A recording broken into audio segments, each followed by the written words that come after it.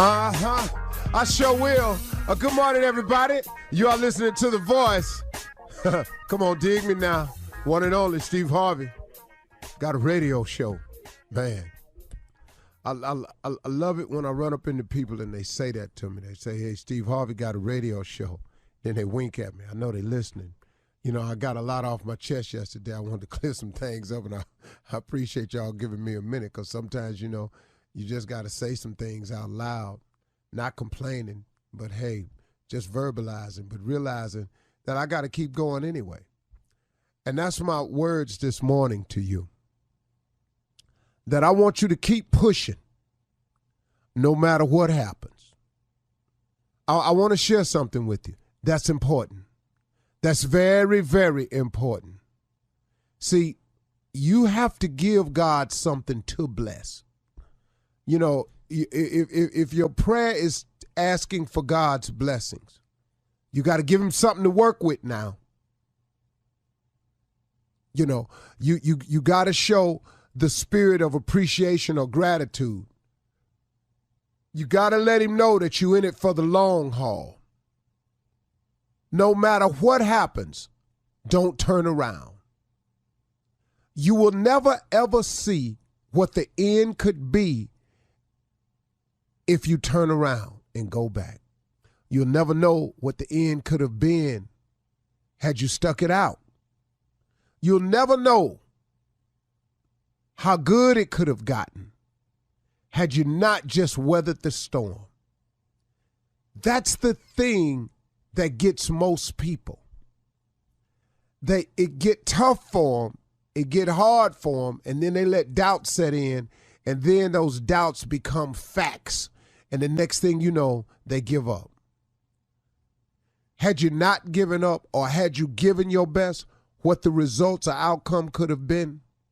I look back on my life on so many occasions where in college I wasn't giving my best. I flunked out. Now, it's easy to look at my life now and go, yeah, but look at you now. But back then, man, it cost me for so many years.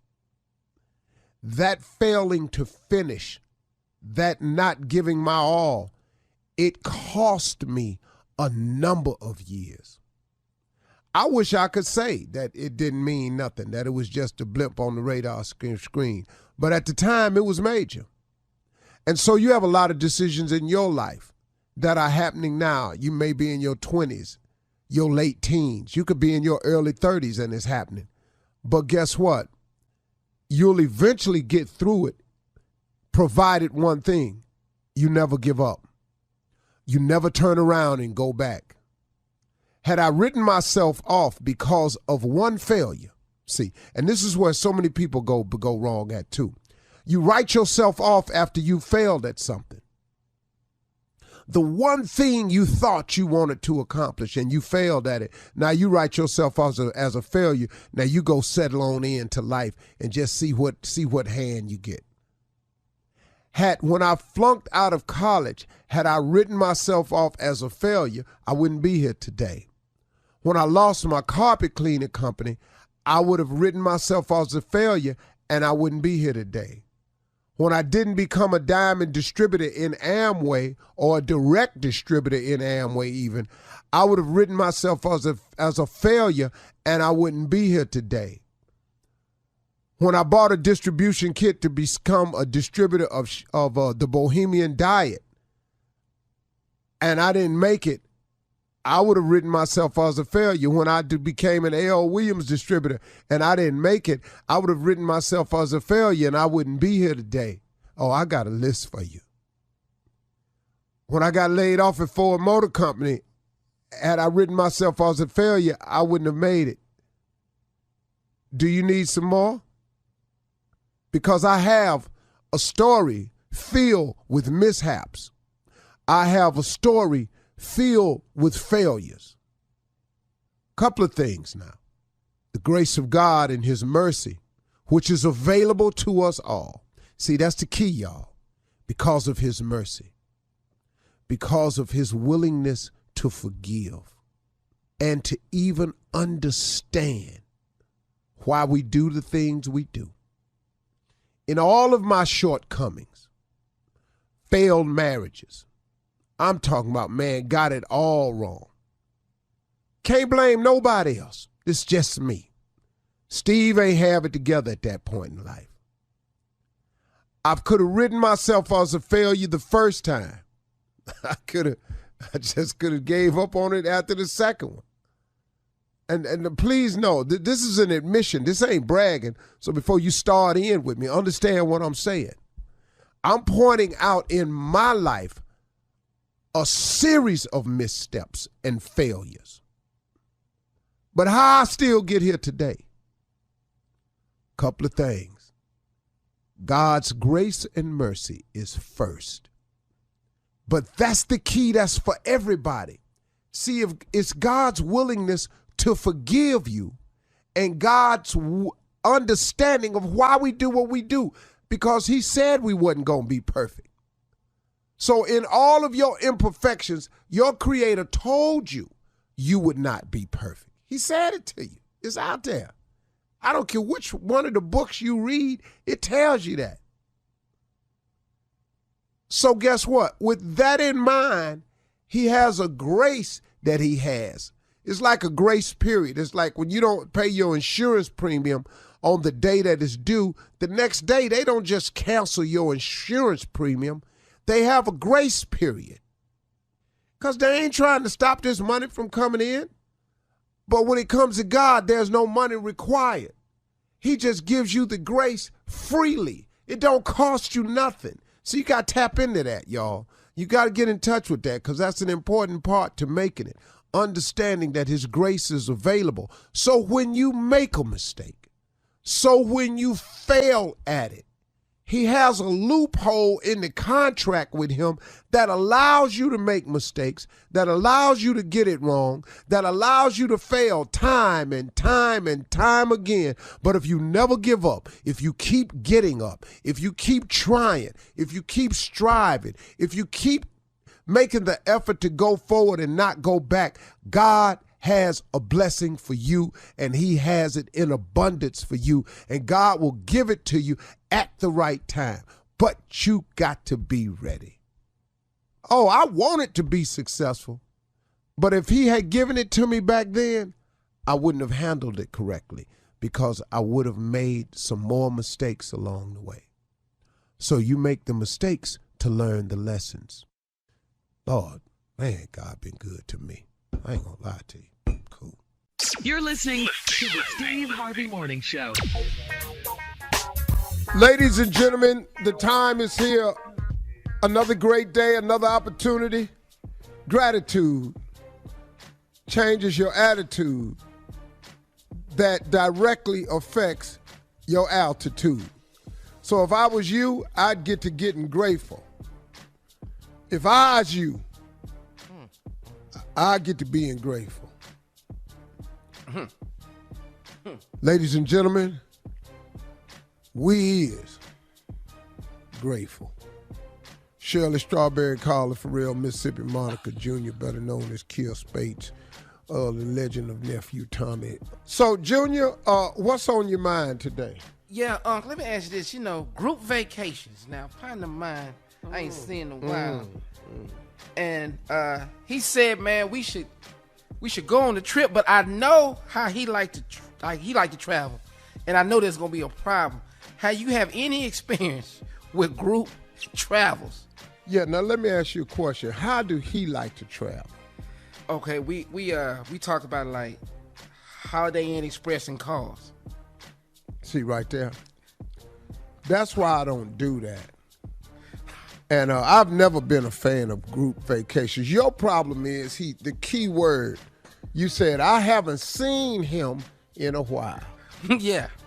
Why would you go somewhere for an extended period of time with somebody you ain't seen in a while? He has changed. And you don't know what the change is. Yeah. You know, y'all gonna be sitting somewhere dividing checks with a calculator. Y'all gonna be somewhere arguing about which way to go. And then all you need is for your girl Yeah. to want to do something, and his girl don't. Lord have mercy. Now, you got to do what your woman say, so now what you going to do, see? Yeah. It's just going to create a problem, man. I don't know that I would do it. We have an expert on the show that does it all the time, and he seems to have worked it out. I personally am not of that. Tommy, you do a lot of group vacations. Why don't you give him suggestions on how to do it? Well, if you want to really cut down on your price, I mean, you need at least 12 to 20 people with you. 12 to 20. What? And that'll cut things. That's a field trip. I mean, if you want to really cut it down, where you pay like festival? 12 to 20. See, if you see get that? 12 to 20, you won't feel it at all. See that You right really there? won't. Yeah. That communal vacationing. that damn near got to vote every time y'all want to do Everything. He said both. everything. Breakfast is a vote. Where we gonna go? A vote. How many RVs? Vote. What size the boat? Vote. A car, van, or a truck? Vote. So bottom line, Junior, don't do it. I better not do it. What it sound like? Yeah. Can I stay in your suite with y'all? No. All right. Coming up in 32 minutes after the hour, the pastors with church complaints right after this. You're listening to the Steve Harvey Morning Show. Well, guys, it is Monday, so you know what that means. It is time now for church complaints. We gavel imprecariously, vindificate about the possibilities of an Iron nation. We do this imbiblicably with the will and the concept of thought that everything will embellish the rightful benevolity of joy. I know y'all know I'm preaching now. Amen. Amen. Amen Pastor. again. Amen. Deacon Jeff Amen. Jam is here with in the word Spanish word complainciones of the congregation. I've been studying my Spanish, and that's what I've come up with. Go ahead. Okay, Pastor. Brother Travis Leonard says he think he got donkey pox. And he keep kicking people that walk behind him every 5 seconds. He kicked Brother Moses and got his behind whooped. And now he trying to get you to jump in and justify what was going on. But he say he got donkey pox. I don't know if that's legitimate or not. Who did you say jumped on him? Brother Moses jumped on him. Oh, if he kicked Brother Moses and Brother Moses whooped on him, I can safely say Brother Travis is cured now. Yeah, he has been healed by Brother Moses. I was with Brother Moses before, and I've seen him whoop ass. Yes. Oh, That's an old ass whooping. That's an old ass. Oh, it's a beautiful thing. You know, before he throw a punch, he lick his knuckles. Now, who do that? I don't know. That would be old school. That would be old school, Pastor. Let's see. Moving right along now. You're gonna have to do something about this. I don't know how you're gonna feel about it. Brother Kendrick Anderson has been stealing members' underwear and using them as a pocket square. Now, he had a thong with hearts on it on Sunday. And Sister Deidre Davis says she know them her drawers because he was at the laundromat and she saw him folding them up. But he had a thong in his pocket with hearts on it. Now, I think you're going to have to talk to this boy. He done got way out of hand with this. That's interesting. You know, people have been using different ideas for pocket squares. Brother Roland was down at Home Depot. You're not gonna do it. You're not gonna do it. I think he is. I think he Has is. been using not. feather dusters as pocket squares, I've noticed. Also, Brother Roland at one time was down at the poultry shop using chicken feathers. Somebody had handed him some owl feathers, but he turned that down, said that was a little too close for his comfort. Oh man. Let's move on. Okay. Lord. All right. Anything All right. else? No, I'm gonna leave that at that. But you're gonna have to do something about this man putting these people's drawers in their pocket. And his You can't really tell a man how to dress. We've had a whole session on dressing at the church. Brother Roland was there. Yeah. Okay. You know, I'm gonna Some people's is gonna do like they want. All right. I'm just saying. Yeah. Well. know. Some things is you know what? We can't fix every complaint, and we I just know gonna leave Brother that one. Roland next week is coming in with peacock feathers. They're gonna be long, stick way up out his pocket. Tall, he gonna have to squat down to go through doorways. You still ain't fixed these drawers, but okay. You still ain't. Yeah, I think the rolling joke was way better. I thank you for misleading me in that direction, too, Deacon. Carry on now, vicariously. All right, we got an issue. The kids is just in an uproar. You're gonna have to talk to Sister Nubby. As you know, she's missing her fingers except her thumb on her right hand. And he was selling cookies after service and giving them to the kids with that nubby hand. And the kids they won't eat the cookies. They just got scared and everything. You're going to have to talk to Sister Nubby. She just, I don't know. I don't think. Sister Nubby, her husband has the same condition. What?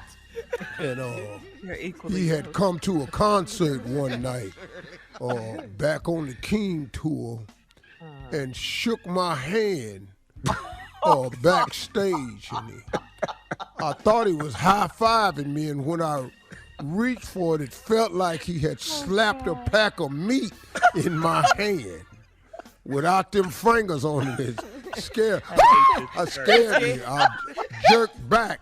One more time. He was highly I love when offended he holler. because he come talking about, I can't believe, you gonna act like that. Well, you need to tell somebody. Well, wait, Back Pastor, here what shaking happened? hands in the dark. I was about to go on. It came to him, and I was Yes. backstage, and it was dark back dark. there. And, he was married to Sister Nubby at the time, and his nickname Chubby, and he ain't got no fingers on his hand either, except for thumb. And he tried to dap me up before I walked on stage, and when he dapped me, he slapped his hand in my palm, and he ain't had no fingers. It just felt like a pack of meat was in there, and it scared me. It shocked me. I didn't know what to do. Ever since We then, gotta go. I've never dapped Chubby or Nubby ever again at the church. Coming up next, Ask the CLO. Lord have mercy. That's church complaints right after this. You're listening to the Steve Harvey Morning Show. Coming up at the top of the hour in entertainment news, Rihanna and A$AP Rocky welcomed their first child. 63-year-old Flavor Flav found out that he's got a 3-year-old son, and Bill Cosby is headed back to court. Bill Cosby is headed back to court in a brand new sexual assault case. We'll talk about all of these stories at the top of the hour, but right now it is time to Ask the CLO. Chief Love Officer Steve Harvey in the building for your love questions. And this one is from Sheena in Connecticut. Sheena says, my 19-year-old son got a speeding ticket in my car, and I got the ticket notice in the mail, and I confronted him. I can't take away his driving privileges because he's got to get to work. How else can I punish him, or is he too old for punishment? Well, he got to pay the ticket. What's everybody get tickets? This ain't no major crime he done committed. He got to pay the ticket. You know, you can't take his driving privileges away. You ain't never had a ticket before. He keep getting the tickets. They gonna take his driving privileges for him. You ain't got to. Yeah, and he's got a job, so he can pay it. Yeah, just let him pay the ticket. Yeah. That ain't even hard. She wants to know, is he too old for punishment, too? What 'Cause he's punishment? 19. What? She wants to punish him, yeah. Pay the ticket. Trust me, the best lesson is a bought lesson. Let me tell you something. Them tickets, you gonna quit doing that if you got to keep paying them. Yeah, you want to punish him, the ticket. That's why they gave him the ticket. They've already decided the punishment. The fine is the punishment, and if you keep doing it, they're gonna take your driver's license. You don't have to punish them. Some people don't need kids. That's what you got out the question. Man, damn. Call here with no elementary ass parenting question. All right, moving on to Jabria in High Point. Jabria writes, I'm a 28-year-old single woman, and I let a friend from college stay with me for the weekend. He got in late one night and came and laid across my bed to talk. He was tipsy, but he smelled so good. I wanted him so bad, but he didn't try to touch me. If he didn't make a move, does that mean he doesn't like me? Well, he could be doing like every other man doing. You know, he's just your friend because that's the category you put him in. He laid across your bed to test. You didn't do nothing. He'll be back in there now. See, the fact that you didn't put him off the bed, he gonna come and he ain't gonna lay cross next time. What is he he gonna do? be horizontal in that bed next time. Yeah, with the same damn cologne on. You can believe that. He just testing the water. I'm gonna lay cross the foot of the bed and see how she feel. You didn't put him out. Trust me, he'll be back in there. All right, all right. That's all. Oh, okay. All right, moving on to Paulina in Cali. Paulina says, I'm 44. Oh, and let my me daughter- just say one other thing, Shirley. Okay, I go ain't never laid across the foot of a bed of a girl I ain't want Oh, okay. in my life. So same applies for Jabria's college friend? What? Tommy, you ever laid across a girl's bed and didn't want her? No, every bed I laid across, I wanted. Every Junior? bed. Yeah, we'll just say yeah for Junior. Yeah, Go Junior's speechless right now. ahead. Yeah, go ahead. All right, moving on to Paulina in Cali. Paulina says, I'm 44 and my daughter is 27. Because I had her so young, we look more like friends. One of my exes said that he took her out and she was a, quote, good time. She hasn't mentioned it to me and I don't want her settling for my leftovers. What do I do? This is a good Well, one. you should probably tell her, be careful. I've dated him, and he's telling y'all's business. That's what I do. And then just walk away. She can handle it like that. If I were you, I would be careful. I dated him, and now he dated you and said you were a good time. I'm just letting you know he's telling your business. And that ain't being messy or nothing. That ain't snitching. You know, that's fair right there. What does good time mean, you think? What you think it means? I want to know. I want you to say it. Well, if I'm out with a woman and we had a really good time, we wasn't sitting up there eating. I can eat by myself, have a good ass time. What you know, hell, stopping at Wendy's with Boomerang used to be a good ass time. You know, That was it. One of your boys. you know that's what it was. You know, me and Boom stopped and get a triple at Wendy's back in the day. That was, you know, But we you ain't think talking he about would- that. You think he would tell her mom, his ex, that about his daughter? Why? About her daughter? About Wait, his wait, He dating her. Why would Yeah. no? Why would he mention it to the mother? That's He why- that type of dude. Yeah. Okay. Yeah, I That's took what your I'm daughter saying. out. I had your daughter too. Yeah. Ugh. Cause he a skank ass dude. That's why he Yeah. told her. Yeah. Okay. It serves no purpose to you trying to hurt the woman. Yeah, I took your daughter out. She was a good time. Ugh. Oh, That's you arrogant slimy. ass. Yeah. All right, yeah, I just want to Okay, moving on to Marla in Panama City. Marla says, I'm 59 years old and married. I love going to the casino on the weekends, and I get a room because I like to drink and gamble. My husband thinks I'm cheating, and I'm tired of proving myself. Do I give up my hobby because he's insecure? I'm not. Well, I would have to see if you a man, it's different. If you get in the room down there because you drinking and your wife think you cheating, you got to do something to prove it. As a man, you got to do something to prove it. You got to bring her with you or something. Have her in the room, and then you just stay down there a couple hours later, so she don't want to go next time. But a woman, you're saying it's different? You get in the room because you like to drink. He think you cheating. That's crazy. If he don't trust you, I can't help you. I don't know what to do. Do you have a track record of cheating? Does he have anything to be worried about? Has he found photos, numbers? Do you pick up the phone and go in another room when it rang? All that right there? Well, she says she's tired of proving herself. She did say that. Well, if she's tired of proving it, then, quit going to the casino and quit doing the thing you like to do and just sit up under his ass. Because his old ass obviously ain't going nowhere. That's not fun. Because he's He don't insecure, like to Steve. gamble. Man, please. So is he insecure? Well, That's the last. sometimes it ain't insecure. I want ladies to understand something about me. And sometimes it's not insecurity. Sometimes it's controlling. Oh, good point. Okay. And you got to know the difference. But then you'd have to know your man. Yeah. If he's insecure or he's controlling. They're two different things. And you know who you have. You're 59, you've been married for a while. You know if he's controlling or insecure. Now, if he both, I'd have been the guy to divorce. She says he's insecure. I recommend divorce. I don't really, I'm not the person that hang in there till death do you part. Once I feel like I'm dying, that's not a usually person when I right. part. Divorce That's how I conversations. look at it. That was my vows I took, till death do us part. And once I feel like I'm dying, it's time to part. That's what I do. Out. Sitting up in here, man. It's time to get out. All Yeah, right. as soon as I feel like I'm dying. All right. Thank you, CLO. Coming up at the top of the hour, we'll have some entertainment news for you right after this. You're listening to the Steve Harvey Morning Show. Well, Rihanna gave birth to her first child. It was a baby boy with rapper boyfriend A$AP Rocky.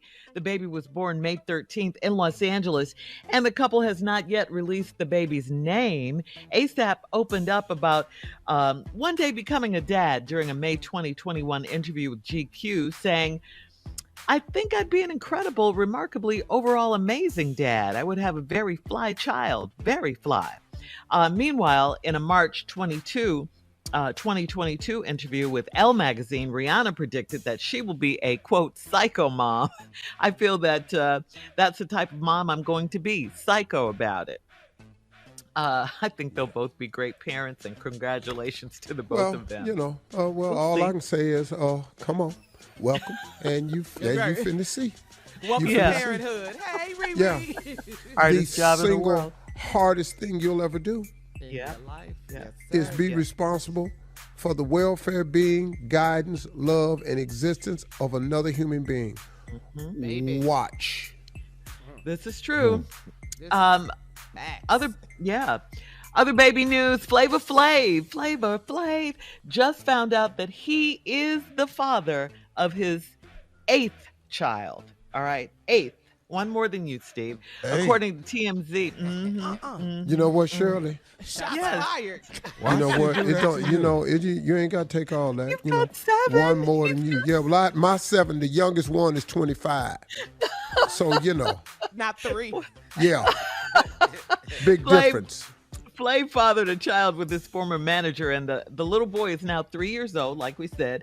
Flav and the woman worked together back in 2017, and he initially asked for a DNA test, and once it was confirmed that he is the father, Flav has Could have worked out just showed me the child support. picture. I'd have told you. We'd have known from the picture. Now, how old is Flav gonna be at this baby graduation? Well, he's 63 now. He's 63 now. The baby's 3, so you got 15 years, right? 18. So he'll be, 17, what, 18. 78? 78. Yeah. Yeah. God. Yeah. Yeah. Yeah, he gonna be at the graduation, but they're gonna have to nudge him when he walk by. Then here come Flavor.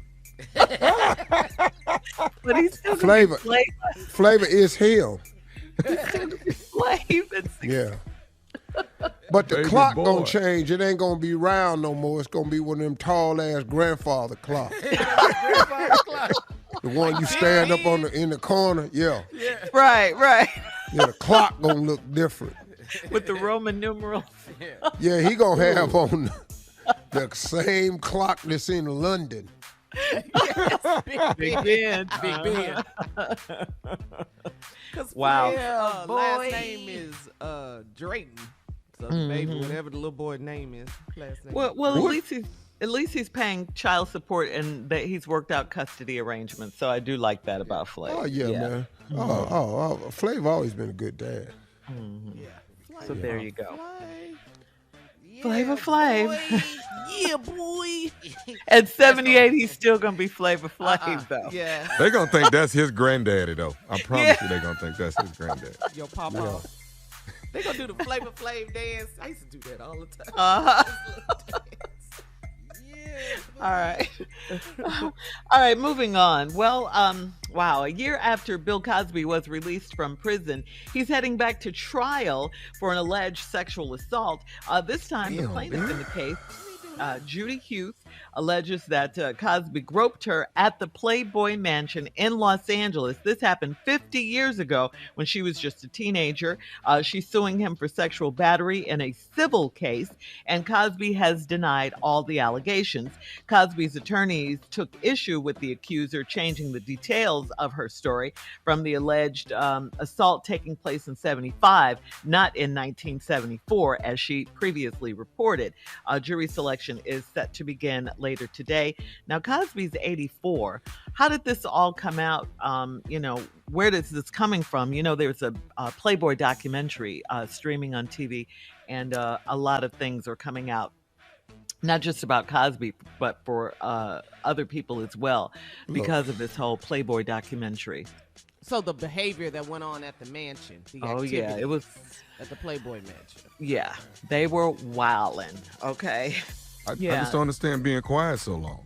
Well, Well, it doesn't mean that she was, or that she didn't try. Maybe because he was so popular And powerful. She probably thought he and was too powerful at Yes. NBC at the Yes. time. Yes. Number one show. So you could be underage and get in the Playboy Mansion? You could be what? What'd you say? Underage and get in the Playboy Mansion? Well, I mean, there's no telling what went on there. Yeah. Playboy Back then, Mansion, Junior, I back think then, anything Junior. was possible. Yeah. Yeah. No. Okay. Yeah. So, so now, like I said, jury selection is set to begin later today. We'll see how this one goes. Bill Cosby is about, 84 years old? I wouldn't drink water with him. I'm so scared of what he might. Oh my goodness. I'm It's sorry. really sad. This is really sad. Yeah, it is. This is a civil case, so she's looking for money in this particular instance. But wow, yeah, 50 years is a long time. I know you're not supposed to comment, so I can't say. But let me ask you a question, ladies. Does this seem fair at this point? If he did it, then Yeah. it's fair. There's no time limit. Right. That's exactly right. If he did this, I'm sure this woman wants some kind of, payback, Compensation? restitution, Compensation? whatever. Yeah, compensation, whatever for what she had to go through. Yeah. All right. That's all the time we have. Coming up at 20 minutes after the hour. Are you registered to vote? We sure hope so. We'll talk about that right after this. You're listening to the Steve Harvey Morning Show. Georgia experienced a record number of early voter turnout for the 2022 primary elections. That's great news, right? More than 700,000 people voted early, and the recent surge shatters the 2020 early voting total. Voters have several key races to decide on in the U.S. Senate, U.S. House, and Georgia governor. Tomorrow is Tuesday, May 24th. It is the actual election day. Georgia, Alabama, and Arkansas all have primary elections tomorrow, Tuesday, May 24th. So if you didn't vote early, tomorrow's the actual election day. You can vote that day as well. Get out and vote. Get out and vote. Tell them You have We Any have questions? got to get out and vote in Georgia. Stacey Abrams is on it. Oh yeah, in the primary for the Democratic, not for governor, absolutely. Alabama and Arkansas. And if you have any questions, go to whenweallvote.org. Yes. Let me tell you how afraid they are of Stacey Abrams. The campaign between Kemp and Purdue. They're saying Kemp beat Stacey Abrams before and he can do it again. That's his campaign against the other Republican.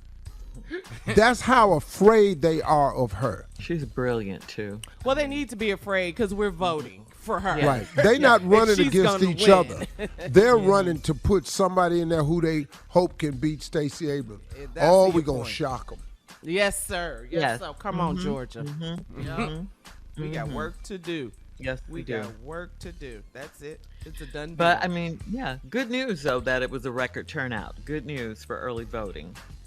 Let's keep the momentum going. Keep it going. And again, if you have any questions about voting, your polling places, all of that for Election Day tomorrow, go to whenweallvote.org. Whenweallvote.org. It's not too late. we need to keep that same energy we had for the presidential election this year. We got to keep that same voting energy. Midterm elections are coming up. Don't sleep. Yep. Every Don't election. Stay woke. Every election. Yeah. That's it. Every election. I mean, and the same goes for Alabama, Arkansas, every state. I mean, every state that has elections tomorrow, every single state, please get out and vote. Get out and vote. Yeah. We need you. We need you. It's critical. And to young people that may not have voted in the last election, you may not have been old enough to vote. Do your homework. Get registered.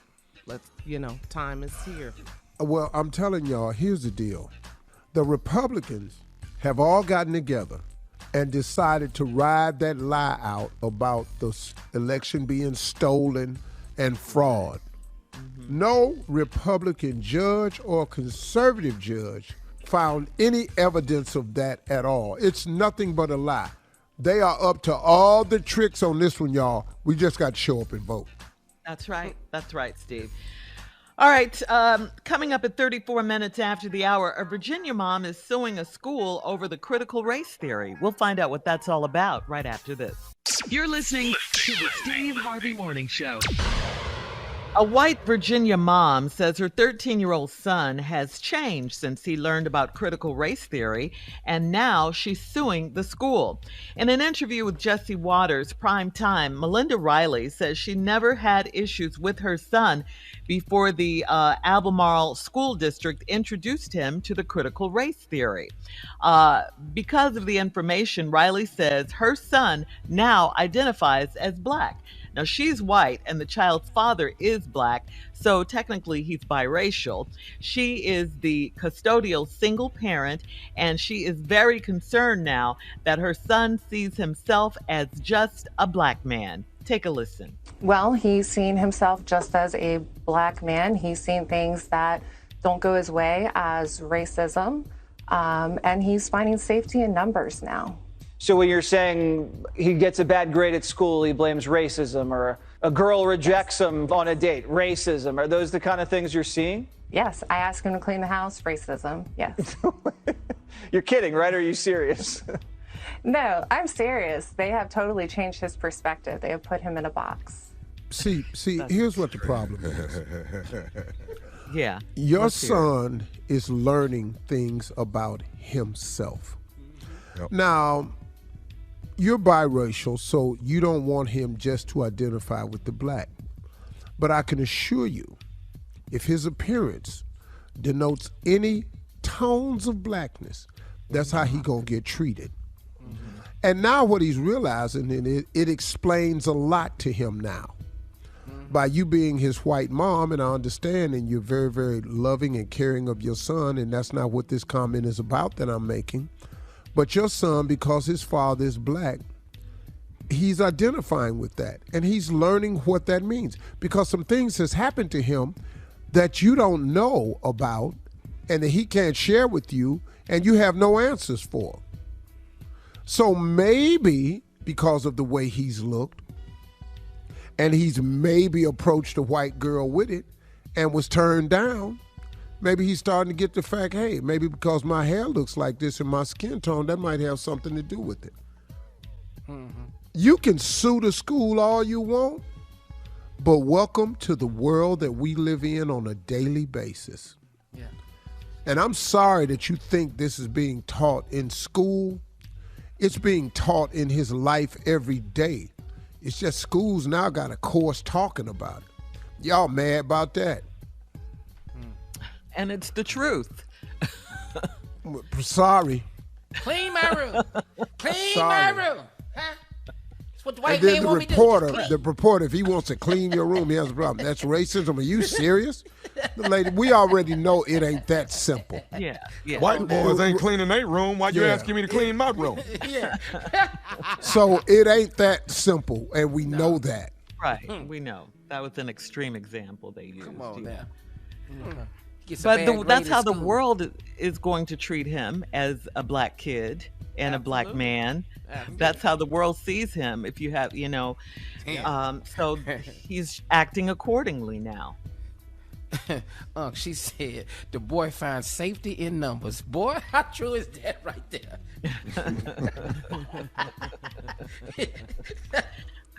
I'd like to hear what the school is saying about her lawsuit. Same over here. We struggling, ain't we, dog? I'm thinking about marching down here at this damn school.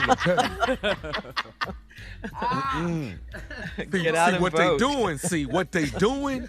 They putting the Kool-Aid down at the cafeteria now. See see they trying to do us, dog. The problem is, Man. if the mother has a problem with her son identifying with the black father and the That's black what it cause, sounds like. that's what it seems to be the problem. That's the deeper problem. That's the issue. Sounds like. Because everybody not gonna turn out like Tiger Woods lady and get to call themselves Cablinasian. That's not how this works. Nope. Not if you have some black in you, it doesn't. Barack All right. Obama, he had a white man. Yeah. Yeah. All right, we're moving on. Coming up next, it is the nephew with today's prank phone call right after this. You're listening to the Steve Harvey Morning Show. Coming up at 4 minutes after the hour, today's Strawberry Letter is married to a moocher. We'll get into that in just a bit, but right now it is time for today's prank phone call with the nephew. Nephew, what you got? Well, let me look in here and see what I have. What's on the menu? Yeah, I mean, I be trying to figure out what to give y'all. I don't never know if y'all want appetizer, entree, dessert, Oh, I have goodness. Just when do you the pull one in, that when you you can want to heap prank, the most praise on yourself. well, I got Good that answer, for you, Steve. dear. This right here, ladies and gentlemen, is pop-up pedicure. Pop-up pedicure. And then we'll praise after that, so y'all stick around. Here it is. Hey, man. Hello? Hello, I'm trying to reach Dana, please. Yeah, this is she. What's up? Hi, Dana. I am calling. We're trying to get schedule an appointment with you. Your husband has purchased you a pedicure spa. So we wanted to see what date, if Saturday would work for you. My husband wanted to book me a pedicure for me. I'm actually good right now. I'm gonna wait until I'm ready. But thank you very much. But no, this is a pop-up pedicure, and what we do is we actually, that's cool. we come to your house. We have gloves and we have masks on, and you stick your foot out the door, and we're going to disinfect everything. Your foot, Wait. The you're talking about putting my foot out the door? So just for did you tell safety, me who you stick name your. is? I'm sorry, my name is Milton with Precious Pop-Up Pedicure. We do pedicures. We go around because we know a lot of people can't get out. So, we're small business. We're just trying to stay afloat right now. So but your husband called in about, he called us. He wanted to get an appointment for you. But we come to your house, and when you stick your leg out, we'll do the pedicure, and then you stick the other leg out, and we'll do that one. Milton, honey, sweetheart, I know you've seen a lot of feet and you've done a lot of toes and hands. And let me tell you something. I'm going to put my feet out the window, first of all.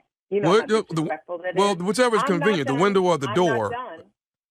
I don't care what it is. If I'm going to get my feet done, I'm going to have my feet done in a chair inside, and I'd be out of my head if I put my feet out the window. People don't see my feet out the window. That is crazy. And I'm coming correct as a businesswoman, woman to man, Milton.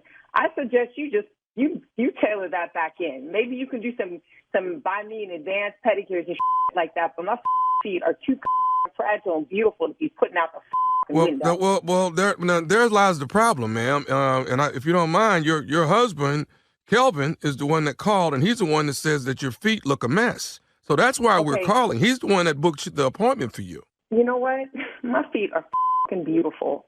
And again, Milton, Well, are they beautiful now since you've been in?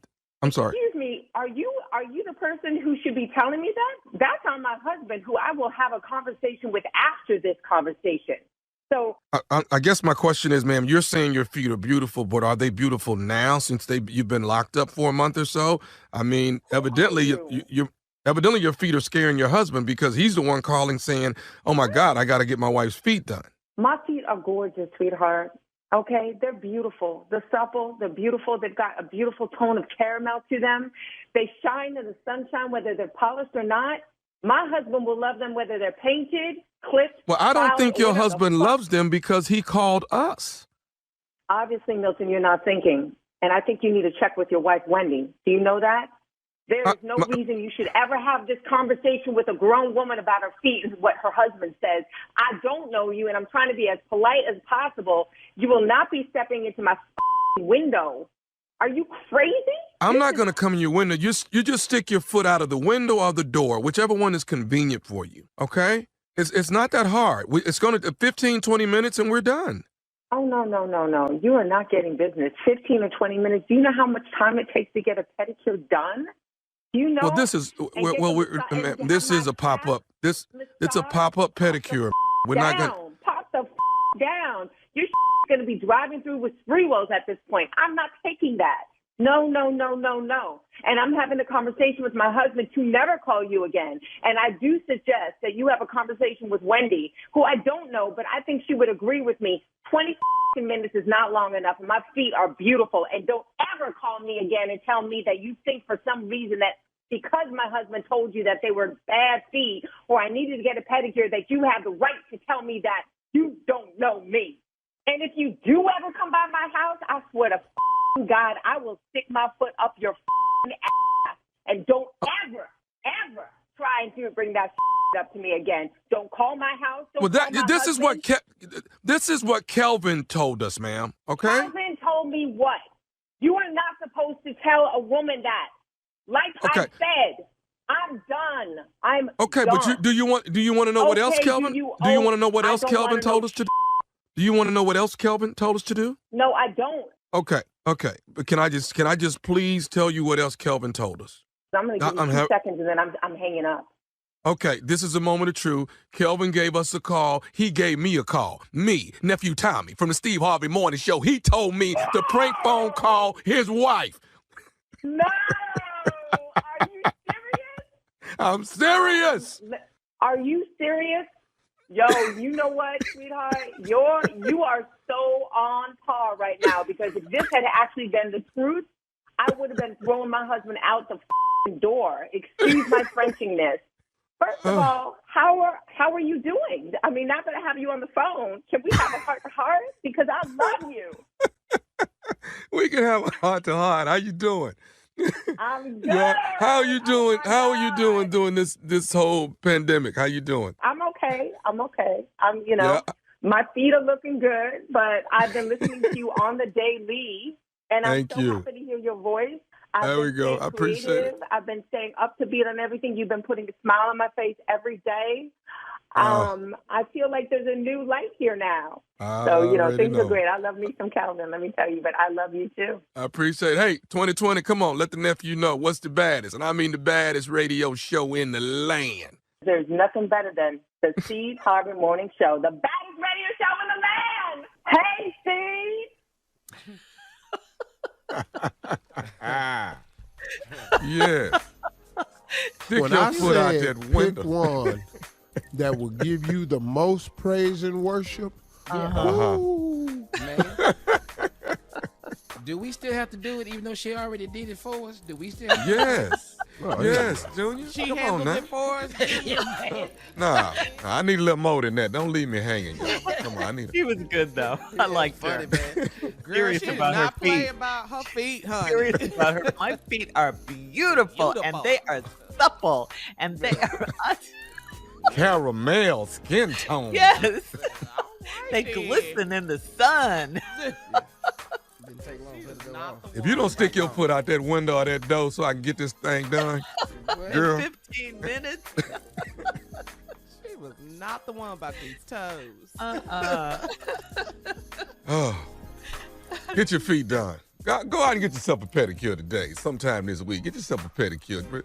Pamper yourself a little bit. It's necessary sometime. You need that. For all you fellas that have never gotten a pedicure, whoa, what's wrong with you? What's wrong with you? It's a lot of men, Tommy. I know, man.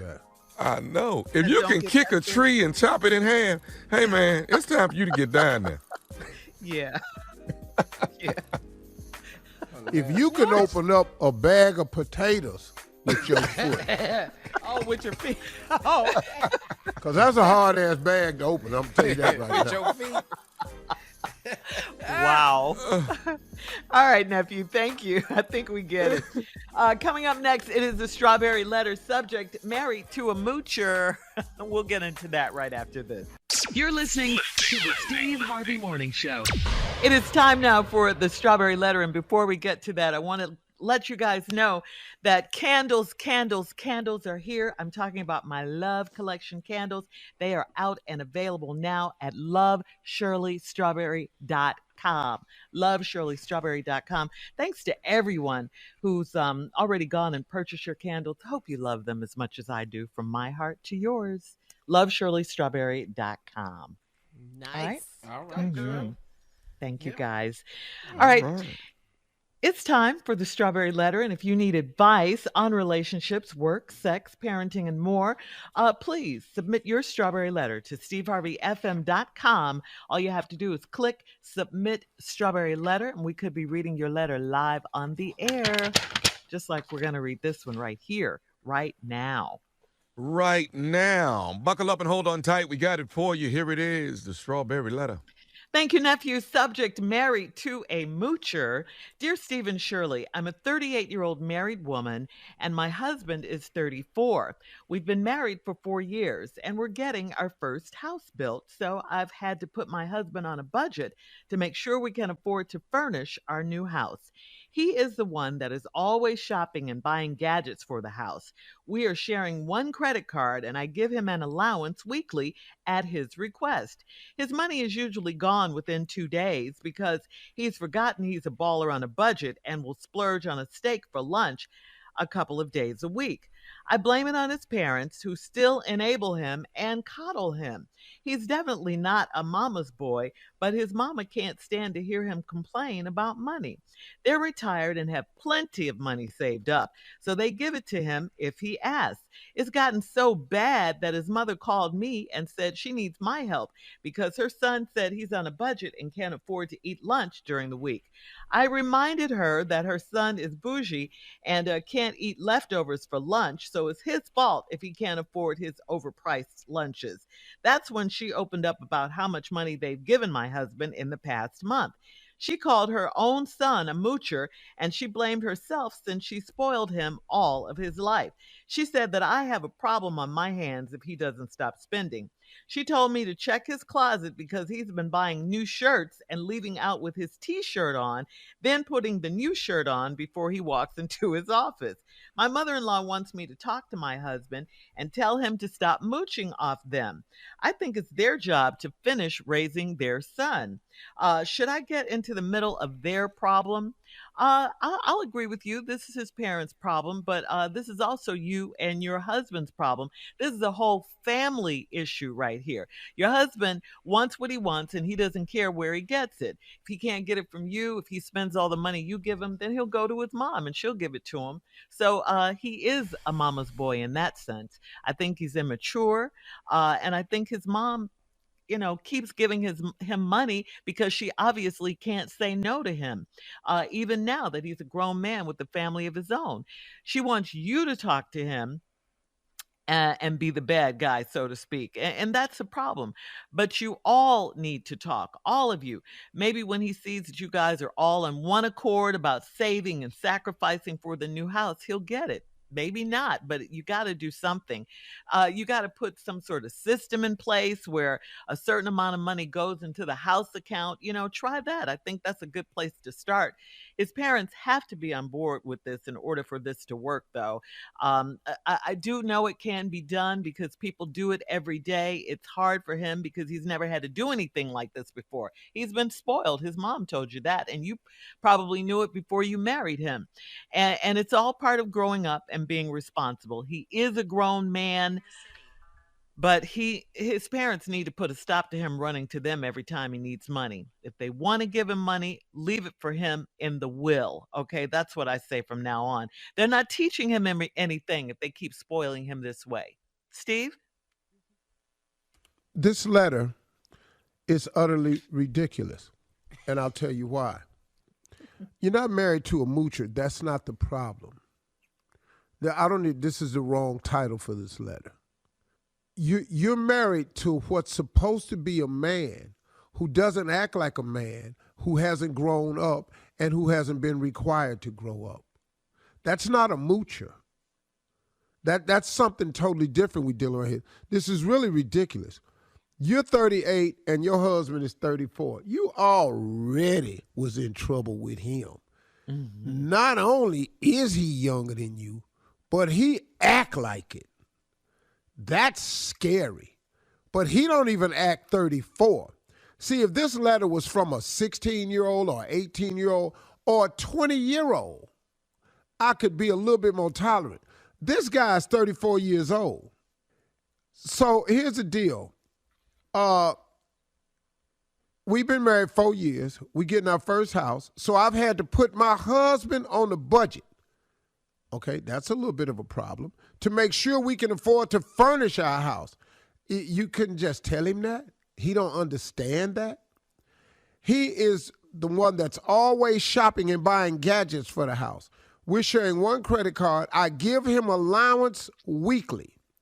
That's another problem. That's what you do for teenagers. At his request, his money is usually gone within 2 days. Wow, dude. So that's wrong because he's forgotten he's a baller on a budget. No, he's not a baller on a budget. He's not a baller.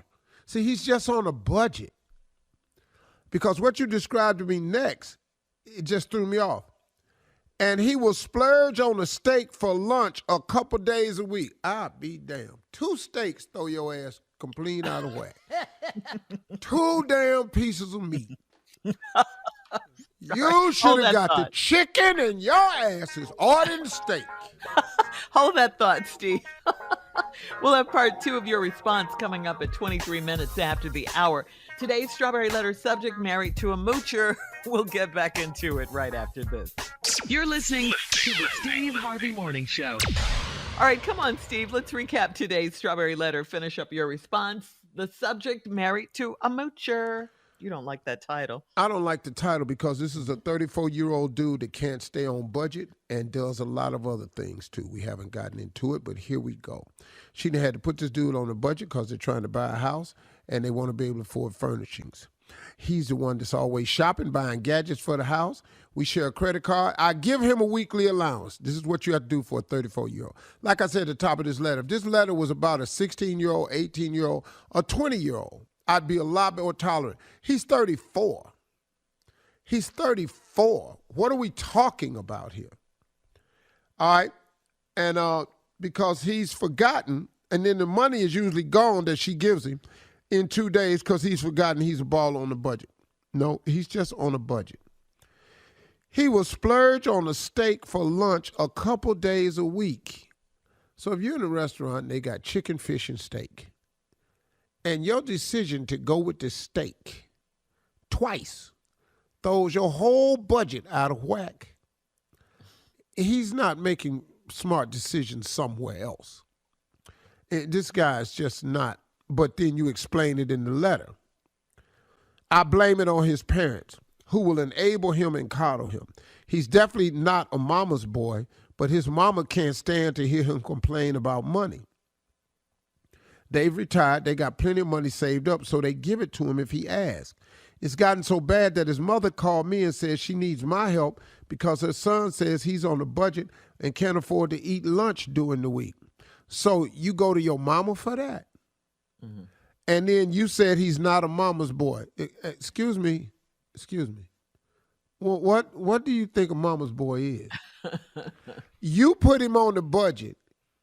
He mad. He go to his mama talking about he get on the budget. He can't even have lunch. And then she give him the money. That's a mama's boy. See, you're thinking of mama's boy if he got to be up under her all the time. No, mama's boy if he's totally dependent on his mother instead of the other way around. When you grow up, you're supposed to take better care of your parents the older you get. They shouldn't still be taking care of you the older you get. That's a mama's boy. I reminded her that her son is bougie and can't eat leftovers for lunch, so it's his fault if he can't afford his overpriced lunches. That's when she opened up about how much money they'd given my husband in the past month. She called her own son a moocher, and she blamed herself since she spoiled him all his life. She said that I have a problem on my hands if he don't stop spending. She told me to check his closet because he's been buying new shirts and leaving out with the T-shirt on, then putting the new shirt on before he walks into the office. I hear women say that all the time because when a man won't give them money, I see women do it. I very rarely see a man. Matter of fact, I don't know any men that do this, which lets me know you have a boy. Mm-hmm. Because I don't know any men who do this. And you know why I don't know any men who do this? Because at this age, I don't hang out with nobody but men. You got a little boy on your hands. Grown-ass men that's taking care of families. We sacrificing so our families can have a life. Man, get out of here. What are y'all talking about? My mother-in-law wants me to talk to my husband and tell him to stop mooching off of them. I think it's their job to finish raising their son. Should I get into the middle of their problem? What do you mean the middle of their problem? This your problem. This your problem and their problem. You ain't in the middle of their problem. You got your own problem. What is the daddy doing? You said parents. Where is his ass at? Or is he in the same position the boy in? Maybe the boy is emulating his father. That's why the father ain't stepped in and said nothing. He got this behavior from somewhere. So the boy's mama been babying the daddy too. Maybe the daddy's soft. I promise you I couldn't go over Slick Harvey's house, ask for a damn thing. Lunch money. Yo, boy, you coming over here to eat lunch. What? Ain't you working? Yeah, daddy. Well, where your money? I spent it on 2 steaks. Well, you ain't gonna be able to eat steak no more, is you? Simple. I'm just telling you how smooth this conversation finna go. Yeah. Your ass finna start making some sandwiches taking to work. Right. You can't come over here, boy. Boy, me and your mama retired. We ain't finna come over here. You what? This doesn't make any sense, what you're saying. He's 34. You and them enabled him. He acts like a child. You all treat him like a child. Now, let me ask you something. In this whole letter between you, the writer of the letter, your mama, and the daddy, Has anybody thought of mentioning manhood to him? But the only one can tell him how the men act is his father. And his father is silent because I think he's duplicating what his father did. But then you say they got a lot of money and they both retired, so somebody did something right in their family. Should I get in the middle of their situation? Girl, you in the middle of your own mess. Look what his mama told you. She said, you got a problem on your hands if he don't stop spending. I'll leave his ass. That's what I'll do. All right, Steve. Shocker. Oh, we there with it. Newsflash. Steve Harvey promotes a divorce. Why not? Hit us up on Instagram at Steve Harvey FM to comment on today's Strawberry Letter. You can also check out the Strawberry Letter podcast on demand. Now, coming up next, it is Junior and Sports Talk right after this. You're listening to the Steve Harvey Morning Show. All right, Junior, it is time for you and Sports Talk. What you got? All right, Shirley, thank you very much. Okay, man, Nick Saban, let's just go and get this out here. Ooh, snitches get stitches. You ain't never heard none of that? He's talking about my yard. Wait a minute, Tree. Man, so Nick Saban had the number 2 recruiting class. Texas A&M had the number 1 recruiting class. Congratulations, Tommy. And Nick Saban said that A&M bought all their players for name, image, and likeness. And Jimbo said, no, we didn't. But, hey, Nick, you might want to stop talking because you know you've been buying players illegally. That's the accusation. Now, also, he threw Prime in there, man. He threw Coach Prime and he said Deion Sanders got a player he paid $1 million to. Named Travis Hunter. Yeah, at Jackson State. Man, let me tell you something. Prime was fun to say, Prime said, can't nobody play for me making more money than me. Hello, come on, Prime. That part. No. And, I'm not saying, like, these kids now have a right to sell their name, image, and likeness and go play for a school. Well, how would you act, if they gave you time, if they gave you $1 million to play ball? What's going to happen? I'm playing ball. You doggone so right. What's wrong? I don't do nothing. I'm I not don't even only go to class. playing ball. When I was that age, 17, 18, I'm not only playing ball for $1 million. I'm not going to miss. I swear to God, I'm not going to miss. Yeah. But I don't understand why Nick Saban is upset because, hey, man, you ain't got the number 1. He don't get his way. And it's kind of like he's saying that HBCU shouldn't be getting these players. Every year. Them boosters been running this game forever. That's why they went on to decide to pay these kids. Because they paying them anyway. Right. Y'all need to stop. The lid is off the mayonnaise jar. The dude, Jimbo, they paid some people. Texas got money. Y'all paid some people, Tommy. Yes, you did. Just don't say it. Nick Saban paid some people. Yes, he did. I ain't do it. Now, Mississippi, Jackson State, we ain't got money for water down there half the damn time.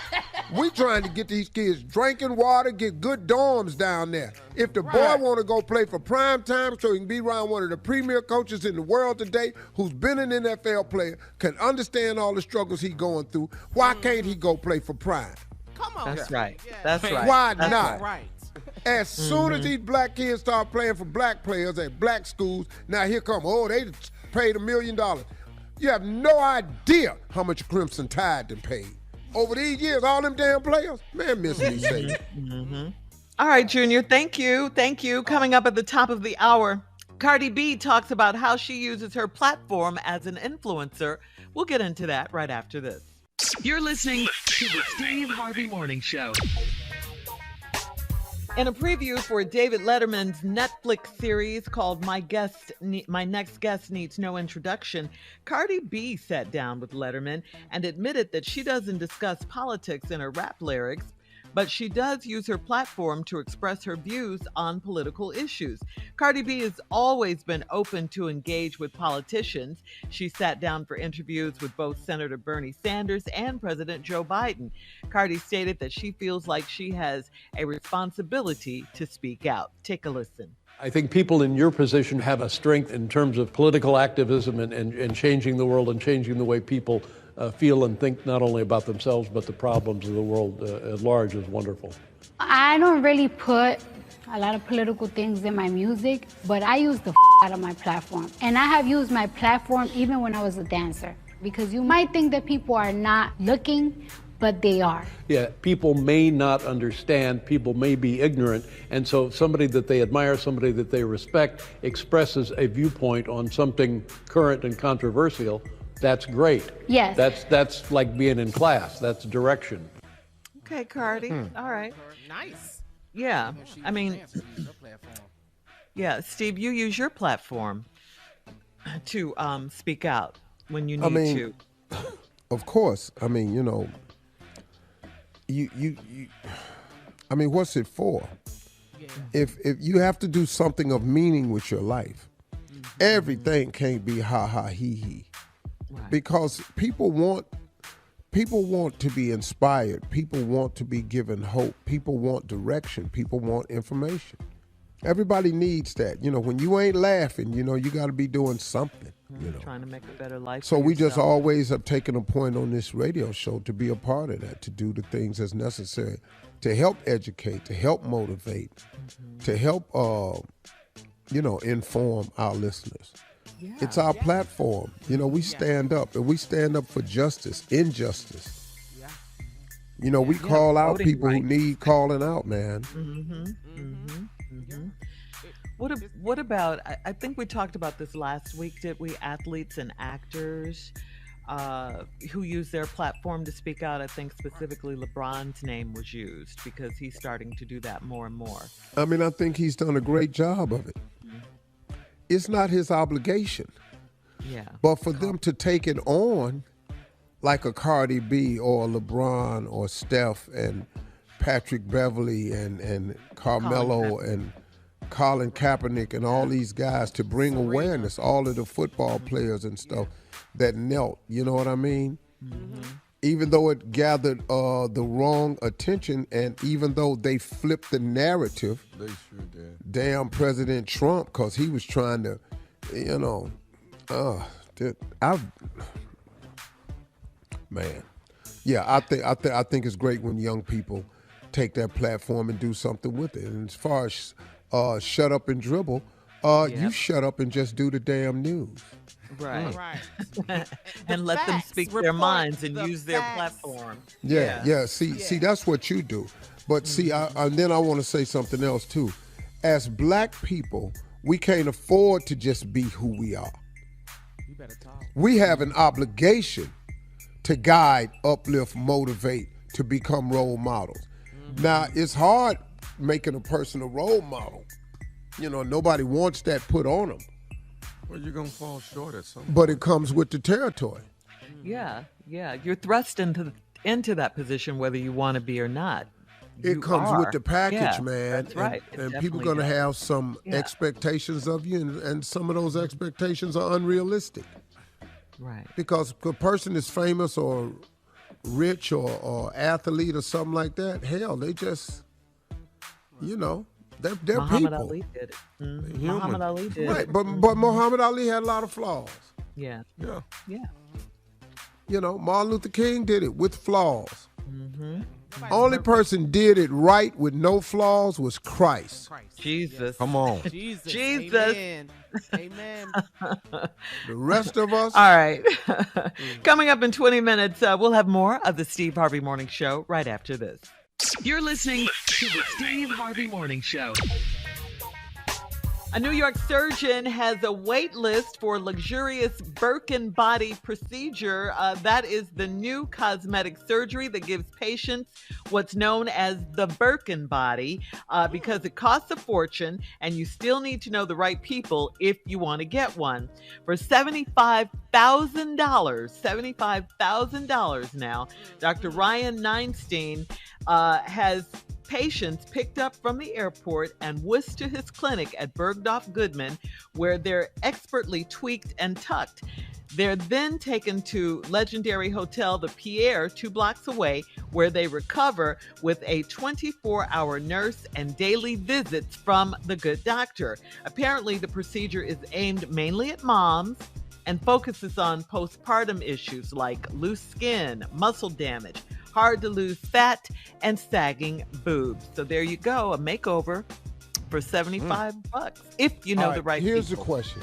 Each person on the show, you have to have plastic surgery. You have to have plastic surgery. What's the one place you're going to get done? We will have that as soon as we come back. Come back and listen to what the Steve Harvey Morning Show thinks of themselves. That's time spent listening. Tom, I know you got to think of something because you're perfect, so you take your time. You'll go last. All right. We'll be back with the morning show with the crew at 33 after, right after this. You're listening to the Steve Harvey Morning Show. So the question on the table is, what would you have if you had to have plastic surgery? What would you do? We're going to start with you first. Okay. Well, what I have to have, I'm telling you right now, I'm going to get this hairline back. I'm going to get it. I got to get that. I'm tired of everybody thinking I'm always surprised. I'm not. I'm just looking at it. Well, I'm looking at you on the Zoom, Junior, and I do like to say that your hairline and your headsets line up perfectly. Stop saying that. You say that every day. It do, man. It's just amazing.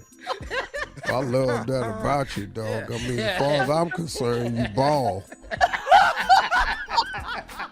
According to this Zoom, yeah. Okay, Carla. You got to get one plastic surgery done. What is it? Let me tell you something.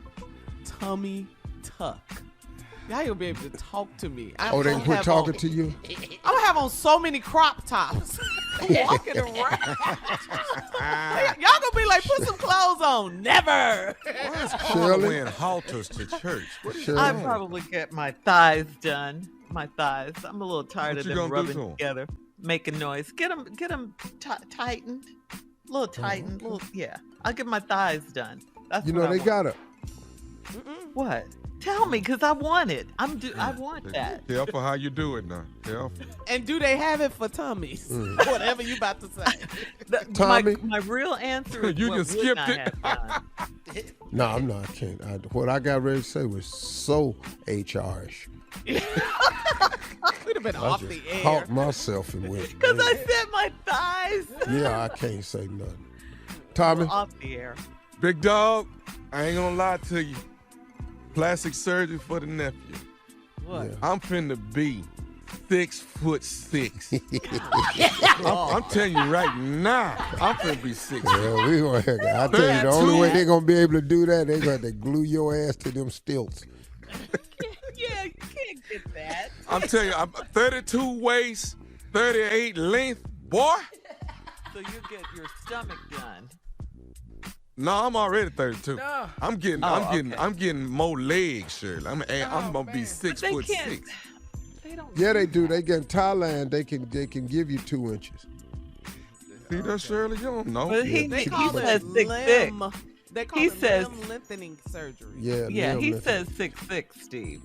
No, hell no. You'd have to be. No, you have From to walk around in a 5 chair. From 5 Yeah. Your ass finna be 6'6". You had to walk around in a chair. What about you? I'm getting a 6-pack. 6-pack shirt open. Coming up is the last break of the day for the new Naked Steve Harvey Morning Show. All right, we'll be back in 49 minutes after, right after this. You're listening to the Steve Harvey Morning Show. Here we are, last break of the day on this Monday. This is the beginning of Memorial Week, right? Memorial Week. Day week. Memorial Huh? Day is Well, this next weekend. week, Yeah. next Monday is Memorial. Next Well, Monday, next Monday, yeah. Really? This year's going by. It Well, really when he hear about a holiday, he perk up, don't he? You see? Yeah. I gotta make Really? sure I'm off. 7 Nah, more 'cause months see, till Christmas. Family Feud, they don't know nothing about no damn holiday. I worked one Easter one time. That had never happened to me.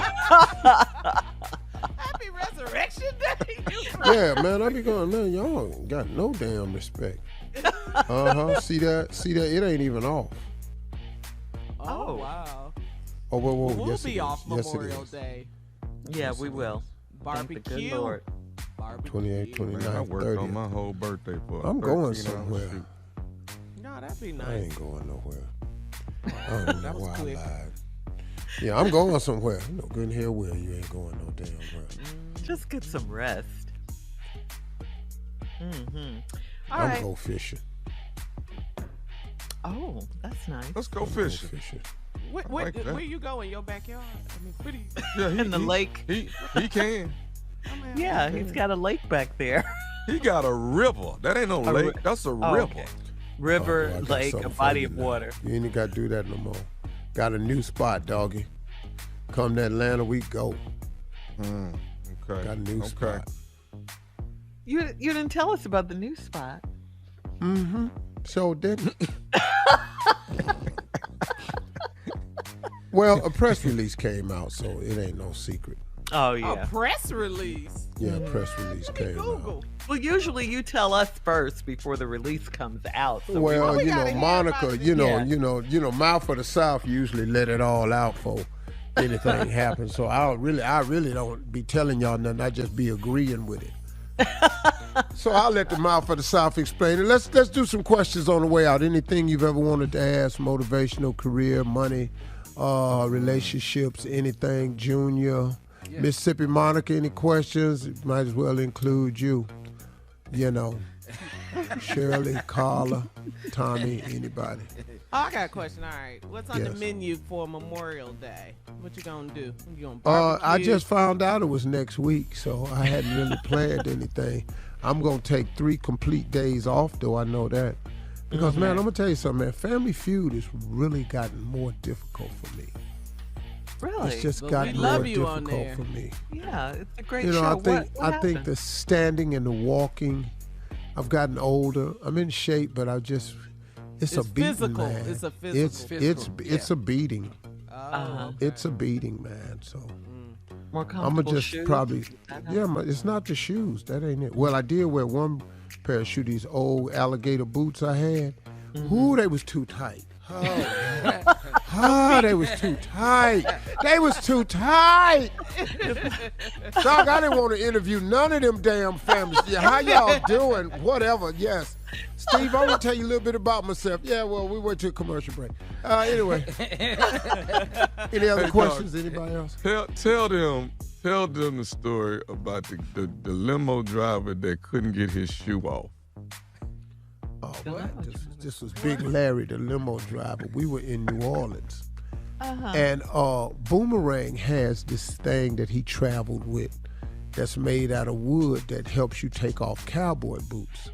You put your heel into it and stand on the back of it, and you lift your foot right out the boot. So Boom liked this guy. Big Larry weighed about 370 pounds, but he was about 5'10". He was a big guy, man. And Boom gave him a pair of cowboy boots one time. Okay. And we were downstairs waiting on the limo. He was our limo driver, and he always on time. And we had been downstairs in front of the hotel about 10 minutes. And we came upstairs because we was looking for him. We thought something was wrong. So I had to go back upstairs to get something. So Boomerang Juan came with me. Boy, we passed by Larry's door, and it was cracked. And Larry was trying to get the cowboy boot on or off. You're not quite sure. But he lost, as we was passing by his door, the door was wide open. He lost his balance with that boot in one hand. And his big ass started to fall, and he didn't want to go down.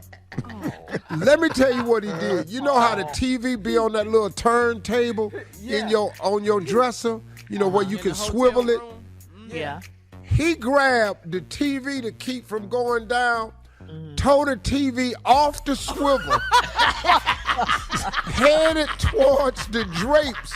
You know how they had an air conditioner right up under the drapes? He grabbed the drapes to stay up, tore all the damn drapes down. Then he fell back on the corner of the mattress, but the mattress was on a box. So when he fell on the corner of the mattress, it flipped the whole damn mattress over on top of his ass. He tore his hotel room up in about 12 seconds. We in the doorway. I can't breathe. You didn't try to help him? Oh, hell no. Hell no, I was hollering. I watched his fat ass tear TV off a turnstile, take all the drapes down out the room, fell on the corner of the bed and flipped the whole damn mattress over. Oh, It was funny till I got the hotel bill. I owed the hotel $1,500 on an $80 room. So crazy. Man, thank you, man. Larry the limo driver. That is so funny to me. That's funny. I never heard that story before. Yeah. That's funny. Well, hey, listen, y'all talk to God. He'd love to hear from you. Y'all be good.